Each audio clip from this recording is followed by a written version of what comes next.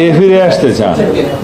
এর আগে যিনি চলে গেছেন বাংলাদেশ থেকে, কে নাম বলেন। এর আগে যে প্রধানমন্ত্রী শেখ হাসিনা ছিল, হ্যাঁ, কে ফিরে আসার কার্যক্রম আমরা তো তাকে ফেরত চাই, আইনিভাবে চাই। পররাষ্ট্র মন্ত্রণালয়ের মাধ্যমে আমরা অনুরোধ করেছি, এক্সট্রাডিশন চুক্তি অনুসারে অনুরোধ করেছি, আমরা শেখ হাসিনাকে ফেরত চাই এবং আমরা চাই তিনি মামলা ফেস করুন। তো এখন যদি কেবল আসতে চাই, আমরা তো তাকে চাচ্ছি জি। ফেরত।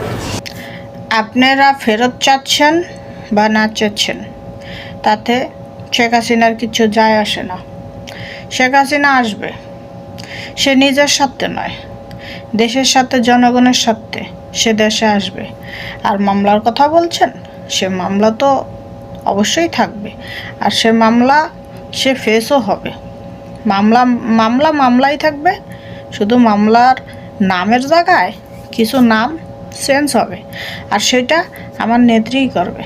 আপনারা দেখতে থাকেন, ঠিক আছে?